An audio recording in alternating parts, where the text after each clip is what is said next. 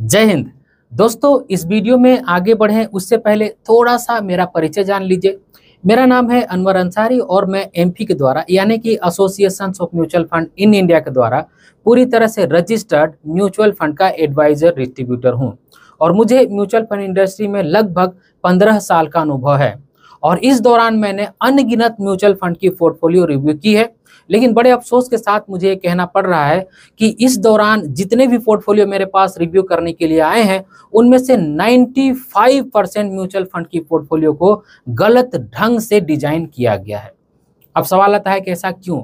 तो इसके पीछे मुझे एक ही कारण लगता है कि आपको एक भ्रामक कैलकुलेशन वाली वीडियो दिखाई गई है, जिस वीडियो के अंदर में आपको ये बताया गया है कि अगर आप एडवाइजर के माध्यम से या फिर रेगुलर म्यूचुअल फंड में इन्वेस्ट करते हैं तो आपका सारा पैसा डिस्ट्रीब्यूटर ले जाएगा, आपके पास कुछ भी नहीं बचेगा।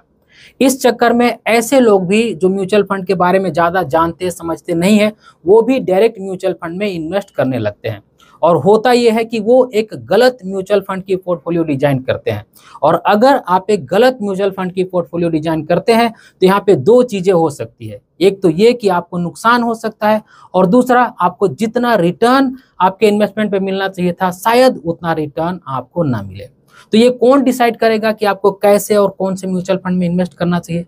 अगर आपको म्यूचुअल फंड की अच्छी समझ है, आप अपने इन्वेस्टमेंट को अच्छे से मैनेज कर सकते हैं तो कांग्रेचुलेसन, बहुत अच्छी बात है। लेकिन अगर आपको म्यूचुअल फंड की समझ नहीं है तो आप मुझसे कांटेक्ट कर सकते हैं। मैं आपको म्यूचुअल फंड इंडस्ट्री की पूरी सर्विस देने की कोशिश करूंगा। अब आते हैं आज की हमारी वीडियो के टॉपिक के ऊपर। आज की हमारी वीडियो का टॉपिक ये जानना है कि एनर्जी सेक्टर में एक फंड हमारे पास पहले से ही अवेलेबल है जो कि इंडिया की सबसे बड़ी एएमसी की तरफ से आता है, एसबीआई एनर्जी अपॉर्चुनिटीज फंड। और अब एक और एनएफओ आ गया है जो कि इंडिया की सेकंड लार्जेस्ट एएमसी की तरफ से आ रहा है, जो कि आईसीआईसीआई प्रूडेंशियल म्यूचुअल फंड की तरफ से आ रहा है, ICICI prudential energy opportunities fund. अब देखिए, दोनों ही फंड एक ही सेक्टर में काम करेंगे। इन दोनों ही फंड का इंडेक्स बेंचमार्क भी एक ही है और ये दोनों ही फंड लगभग एक ही तरह के स्टॉक्स में भी इन्वेस्ट करेंगे। तो सवाल यहाँ ये आता है कि क्या ये दो फंड एक ही सेक्टर के होने के बाद भी इनके रिटर्न में अंतर हो सकता है? आज की वीडियो के अंदर इसी सवाल का जवाब हम ढूंढने की कोशिश करेंगे। लेकिन इस वीडियो में आगे बढ़ूं उससे पहले कल की एक मिस्टेक मैं सुधारना चाहता हूं। कल की वीडियो में मैंने बार बार जुलाई के जगह पर जून शब्द बोला है, जबकि मैंने जो स्क्रीनशॉट लगाया था आपके स्क्रीन के ऊपर वहां पे जुलाई लिखा हुआ था, लेकिन मैंने भूलवश मिस्टेक से जुलाई के जगह पर बार बार जून कहा था। तो ये मेरी गलती है, आप सभी से माफी चाहता हूं। तो हम ये जाने कि इन दोनों फंड के रिटर्न में अंतर हो सकता है या फिर नहीं हो सकता है, और रिटर्न में अंतर होगा तो कितना हो सकता है। लेकिन उससे पहले, क्योंकि बहुत सारे लोग वीडियो में हर बार नए होते हैं, तो थोड़ा सा मैं इस एनएफओ का डिटेल आप सभी को बता देना चाहता हूँ। तो आप एक बात ध्यान रखिएगा कि एसबीआई एनर्जी अपॉर्चुनिटी फंड पुराना फंड है, ये इन्वेस्ट करने के लिए अवेलेबल है। एनएफओ जो है वो ICICI prudential energy opportunities fund का आया हुआ है, यानी कि आईसीआईसीआई की तरफ से है, ना कि एसबीआई की तरफ से है। तो सबसे पहले इसका लॉन्च डेट जान लीजिए। जो लॉन्च डेट है वो है 2 जुलाई 2024, यानी कि जब मैं वीडियो शूट कर रहा हूँ तो ये फंड जो है ऑलरेडी इन्वेस्ट करने के लिए अवेलेबल हो गया है। और इसमें इन्वेस्ट करने की जो आखिरी तारीख है वो है 16 जुलाई 2024, यानी कि जो भी लोग 2 जुलाई 2024 से 16 जुलाई 2024 के बीच में अपना पैसा इन्वेस्ट करेंगे उनको अलॉटमेंट 22 जुलाई 2024 के आसपास में मिल जाएगी। अब मैं आसपास क्यों कह रहा हूं, जबकि यहाँ 22 तारीख का डेट साफ साफ लिखा हुआ है। तो जब हम एनएफओ में अपना पैसा इन्वेस्ट करते हैं तो कभी कभी ये जो डेट लिखा हुआ है इससे पहले भी अलॉटमेंट मिल जाता है और इससे कभी बाद में भी अलॉटमेंट मिलता है। तो अगर आप इस एनएफओ में इन्वेस्ट करते हैं और आपका ट्रांजेक्शन सक्सेसफुल हो जाता है तो आप घबराइएगा बिल्कुल भी नहीं। आपको हो सकता है 20 को भी अलॉटमेंट मिल जाए, 21 को भी, 22 को भी मिल जाए, या फिर 23-24 को भी मिले। तो एक आध दो दिन पहले भी मिल सकता है और थोड़ा सा डिले भी हो सकता है। और जो भी ऐसे लोग हैं जो इस फंड में एसआईपी करने की सोच रहे हैं, तो मैं ये बोलूंगा कि ये फंड जब सबके निवेश के लिए अवेलेबल हो जाए तब फिर उसके बाद आप एसआईपी क्रिएट कीजिए, क्योंकि एनएफओ के दौरान देखा गया है कि हमारा जो एसआईपी है वो कैंसिल हो जाता है, रिजेक्ट हो जाता है।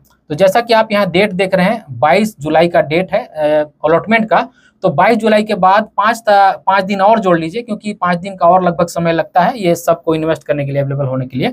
तो 27-28 तारीख तक, जो कि जुलाई 27-28 2024 के आसपास में सबको इन्वेस्ट करने के लिए ये फंड अवेलेबल हो जाएगा। तो फिर उसके बाद आप एसआईपी क्रिएट कीजिए। मुझे उम्मीद है कि आपका जो एसआईपी है वो कैंसिल नहीं होगा। फंड टाइप की बात करें तो थीमेटिक एनर्जी होने वाला है, यानी कि ये एक सेक्टोरल थीमेटिक फंड है जो कि एक सेक्टर में अपना पैसा लगाता है जो एनर्जी सेक्टर है।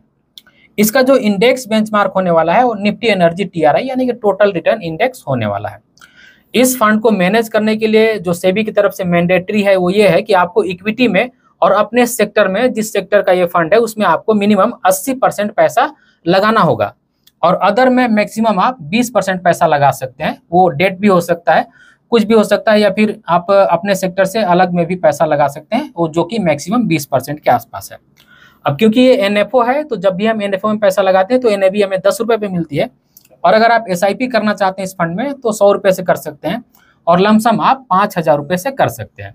और अगर आप इस फंड में इन्वेस्ट करते हैं और 3 महीने से पहले अपना इन्वेस्टमेंट विड्रॉ कर लेते हैं तो आपको 1% का एग्जिट लोड लगता है, और अगर 3 महीने के बाद आप विड्रॉ करते हैं तो आपको कोई भी एग्जिट लोड देने की जरूरत नहीं है। और अगर बात करें इस फंड की रिटर्न की, कि अगर इस फंड में हम इन्वेस्ट करते हैं जो कि ICICI prudential energy opportunities fund का एनएफओ आया हुआ है, या फिर एसबीआई एनर्जी अपॉर्चुनिटीज फंड में भी इन्वेस्ट करते हैं, दोनों फंड में इन्वेस्ट करते हैं, तो कितना रिटर्न मिल सकता है। अब देखिए, क्योंकि आईसीआईसीआई का ये जो फंड है ये तो एनएफओ है, अभी तो ये लॉन्च हो गया है सॉरी, लेकिन इन्वेस्ट करने के लिए अभी अवेलेबल हुआ है एनएफओ में, सबके लिए अवेलेबल नहीं हुआ है, तो इसका तो कोई रिकॉर्ड है ही नहीं। थोड़ा बहुत record SBI energy opportunity fund का है, लेकिन उस बिना पर भी नहीं कहा जा सकता है कि कितना रिटर्न मिलेगा। तो इसके लिए हम इसका जो इंडेक्स बेंचमार्क है जो कि निफ्टी एनर्जी है, इसको देख सकते हैं। तो अगर बात करें निफ्टी एनर्जी इंडेक्स की कि यहाँ से कितना रिटर्न मिला है, तो 1 साल में लगभग 71% का रिटर्न मिला है, और 5 साल में अगर बात करें तो लगभग 22% के आसपास का रिटर्न मिला है। तो अगर ये फंड अच्छा करती है, अपने इंडेक्स बेंचमार्क को बीट करती है, तो इससे थोड़ा अच्छा रिटर्न मिल सकता है। और अगर एवरेज टाइप का चलती है, अपने इंडेक्स बेंचमार्क के आसपास में ही चलती है, तो लगभग इतना ही रिटर्न आपको मिल सकता है।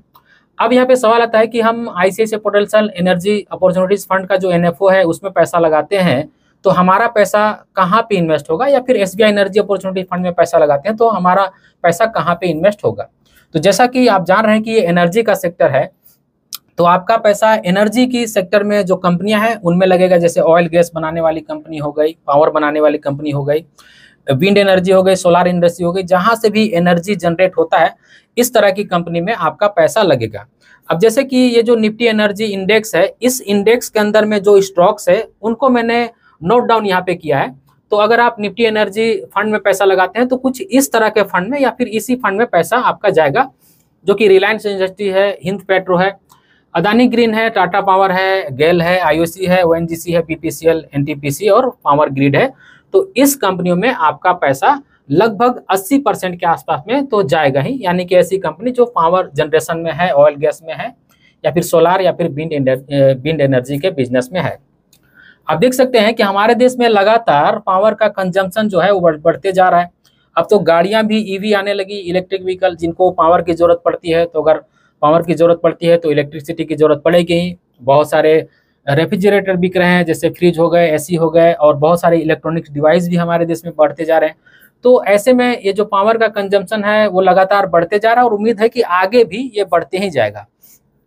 तो अगर आप इस अपॉर्चुनिटी का फायदा उठाना चाहते हैं, या फिर एनर्जी सेक्टर को अच्छे से जानते समझते हैं और थोड़ा सा रिस्क ले सकते हैं, तो आप इस फंड में इन्वेस्ट कर सकते हैं। एनर्जी सेक्टर में आने वाले समय में अच्छा खासा ग्रोथ हो सकती है, ऐसी उम्मीद है, और गवर्नमेंट भी इस पर फोकस कर रही है। लेकिन जैसा कि मैंने कहा है आप सभी को कि मैं सेक्टोरल थीमेटिक फंड के पक्ष में नहीं रहता हूं। अगर आप एक नॉर्मल इन्वेस्टर हैं तो आपके लिए फंड नहीं है, लेकिन अगर फिर भी अगर चाहे तो अपने पोर्टफोलियो का आप 10% इन्वेस्ट यहाँ पे कर सकते हैं, अगर आपको समझ में आता है कि एनर्जी सेक्टर में अच्छा खासा ग्रोथ हो सकता है। तो अब यहाँ पे सवाल ये है कि अगर हम इन्वेस्ट करते हैं तो आईसीआईसीआई प्रूडेंशियल या फिर एसबीआई एनर्जी अपॉर्चुनिटी फंड जो कि पहले से अवेलेबल है इन्वेस्ट करने के लिए, इनमें से किस में हमें बेहतर रिटर्न मिल सकता है, या फिर रिटर्न में कितना अंतर हो सकता है। तो देखिए, इसको समझने के लिए आपको सबसे पहले ये समझना होगा कि इनका जो इंडेक्स बेंचमार्क है दोनों ही फंड का वो सिमिलर है, इनको जो मैनेज करने की जो गाइडलाइन है वो भी सिमिलर है, और जो स्टॉक्स में वो इन्वेस्ट करेंगे वो भी लगभग सिमिलर ही रहेगी। लेकिन जैसा कि सेबी की तरफ से मैंडेटरी है इस फंड को मैनेज करने के लिए कि एक एनर्जी सेक्टर के फंड को मैनेज करने के लिए, या फिर जो भी सेक्टोरल थीमेटिक फंड होते हैं उनको मैनेज करने के लिए 80% आपको अपना पैसा इक्विटी में लगाना होता है, और उसी सेक्टर के स्टॉक्स में लगाना होता है 80% पैसा मिनिमम। और अगर बात करें अदर की, तो जैसे लाइक डेट फंड हो गया, फिर अदर सेक्टर में भी फंड मैनेजर चाहे तो 20% पैसा आप वो लगा सकता है।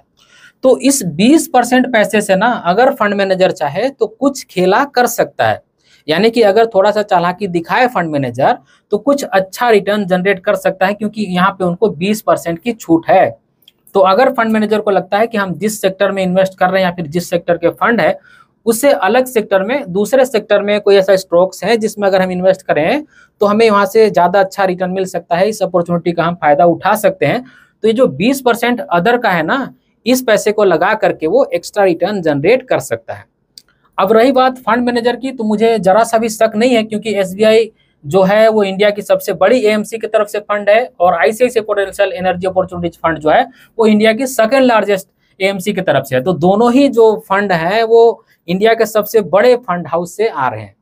तो फंड मैनेजर नो डाउट यहाँ पे तो तेज तरार और चालाकी होंगे। तो अब हमें देखना ये होगा कि कौन इस मैंडेटरी का फायदा उठाता है और अपने पोर्टफोलियो में ज्यादा रिटर्न दिला पाता है। सवाल यहाँ पे वही बन जाता है कि भाई रिटर्न ज्यादा मिल सकता है क्या? तो मेरे ख्याल से बिल्कुल रिटर्न में अंतर हो सकता है, रिटर्न ज्यादा मिल सकता है, लेकिन अब सवाल है कि किस फंड में मिल सकता है ये अभी बताया नहीं जा सकता है कि भाई किस फंड में रिटर्न ज्यादा मिल सकता है, क्योंकि एसबीआई भी नया है और आईसीआईसीआई भी नया है। तो दोनों को पुराना होने दीजिए, कम से कम 6 महीना साल भर हो, तो फिर उसके बाद पता चल जाएगा कि भाई किस फंड से हमें ज्यादा रिटर्न मिल सकता है। अब यहाँ पे एक सवाल ये भी है कि क्या कितना ज्यादा रिटर्न मिल सकता है? तो मेरे ख्याल से 1 से लेकर 5% का रिटर्न का अंतर हो सकता है, क्योंकि यहाँ अपने पोर्टफोलियो में 20% अदर स्टॉक्स या फिर अदर सेक्टर का जो फंड है उसको रखने की यहाँ पे छूट है। तो मेरे ख्याल से 1 से लेकर के 5% तक का अंतर आ सकता है। और अगर दोनों ही फंड सिमिलर स्ट्रेटजी अपनाते हैं, जिस तरह से मैनेज हो रहा है उसी तरह से चलने देते हैं, तो सिमिलर रिटर्न भी मिल सकता है। लेकिन अगर अंतर होगा तो मेरे ख्याल से 1 से 5% का अंतर हो सकता है। अगर थोड़ा सा एक्स्ट्रा दिमाग लगाकर थोड़ा चालाकी दिखाते हैं तो अंतर बिल्कुल हो सकता है। तो आज की वीडियो में हमने यही जानने की कोशिश की कि अगर हम ICICI prudential energy opportunities fund में इन्वेस्ट करते हैं जो कि अभी एनएफओ आया हुआ है, और अगर हम एसबीआई एनर्जी अपॉर्चुनिटी फंड में इन्वेस्ट करते हैं जो कि पहले से ही फंड अवेलेबल है, तो रिटर्न में अंतर हो सकता है क्या? तो मेरे ख्याल से रिटर्न में अंतर हो सकता है, लेकिन बहुत बड़ा अंतर नहीं होगा, 1 से 5% का अंतर हो सकता है। और कितना रिटर्न मिल सकता है ये भी हमने यहाँ पे जान लिया है कि जो इसका जो इंडेक्स बेंचमार्क है उसने कितना रिटर्न दिया है। तो आज की वीडियो में यही वो डिटेल थी जिसको मैंने आप सभी को बताने की कोशिश की, क्योंकि बहुत सारे लोगों के मन में कंफ्यूजन है कि पहले से ही SBI energy opportunity fund available है तो हमें क्या इस फंड में इन्वेस्ट करना चाहिए। तो अगर आपको बहुत ज़्यादा कंफ्यूजन है कि किस में इन्वेस्ट करना चाहिए, तो मैं बोलूँगा कि अगर आपको इन्वेस्ट करना ही है, आपने ठान लिया है, तो दोनों में थोड़ा थोड़ा सा पैसा इन्वेस्ट कर सकते हैं। और अगर रुक करके वेट कर सकते हैं तो कुछ दिन रुक करके वेट कर लीजिए, आप देख लीजिए कि किस फंड का थोड़ा परफॉर्मेंस बेहतर है। आगे आने वाले समय में मैं भी कंपेयर करके आप सभी को बता दूंगा, फिर उसके बाद आप इन्वेस्ट कर सकते हैं। नहीं तो अगर आप इन्वेस्ट करने की सोच ही रहे होंगे तो आप दोनों ही फंड में इन्वेस्ट कर सकते हैं। दोनों ही फंड दिग्गज फंड हाउस की तरफ से हैं। जैसा कि मैंने कहा कि एसबीआई तो हमारे देश की सबसे बड़ी एएमसी हो ही गई है, और आईसीआईसीआई प्रूडेंशियल म्यूचुअल फंड भी हमारे देश की सेकंड लार्जेस्ट एएमसी है। तो दोनों नेक टू नेक चल रहे हैं और दोनों का ही एक सेक्टर में फंड आ गया है। और एक अपडेट और मैं देना चाहता हूं दोस्तों कि एक टाटा की तरफ से बहुत ही शानदार फंड आ रहा है, टूर्स एंड ट्रेवल्स करके। ऐसा अभी मुझे ज़्यादा अपडेट नहीं मिला, अभी मैं एएमसी से बात करूंगा और बहुत जल्दी आपको मैं वीडियो भी देने की कोशिश करूंगा। ये जो एनएफओ आ रहा है या फिर ये जो फंड आ रहा है वो म्यूचुअल फंड इंडस्ट्री में एकलौता ऐसा फंड होगा, इसके तरह का और कोई फंड नहीं है। तो इस एनएफओ का भी डिटेल में बहुत जल्दी आपके सामने लाने की कोशिश करूंगा। अब देखिए, अभी क्योंकि इस एनएफओ का जो डेट है शायद वो अनाउंस हो गया है, लेकिन आपको कहीं पे वो दिख नहीं रहा है। तो जितना भी मुझे डिटेल मिलेगा उसके बिहाफ पर मैं आप सभी को बताने की कोशिश करूंगा कि ये फंड कैसा है, ये कहाँ कहाँ पे इन्वेस्ट करेगा, इस तरह की जो भी बेसिक डिटेल है। और जब फंड लॉन्च हो जाएगा एनएफओ लोगों को इन्वेस्ट करने के लिए, तो फिर उसके बाद भी मैं एक बार आप सभी को अपडेट कर दूंगा। तो ये जो टाटा का जो फंड के बारे में मैंने आप सभी को बताया, जो टूर एंड ट्रेवल से रिलेटेड है, उस फंड पर वीडियो चाहिए क्या, या जो एनएफओ आने वाला है इस पर वीडियो चाहिए क्या, कमेंट सेक्शन में लिख करके जरूर बताइएगा। तो आज की वीडियो में बस इतना ही। उम्मीद करता हूँ आज की वीडियो आप सभी को अच्छी लगी होगी। अगर आज की वीडियो आप सभी को अच्छी लगी है तो इस वीडियो को एक लाइक जरूर कर दीजिएगा, और इस तरह की वीडियो देखने के लिए चैनल को सब्सक्राइब कर लीजिएगा, और इस वीडियो को अपने फ्रेंड और फैमिली के बीच जरूर से शेयर कीजिएगा ताकि वो भी अवेयर हो पाए। इस वीडियो के आखिर में बस मैं आपसे इतना ही कहना चाहता हूं कि अपना और अपने फैमिली का बहुत ख्याल रखिएगा। मैं मिलूंगा इसी तरह के किसी और वीडियो में, तब तक के लिए बाय।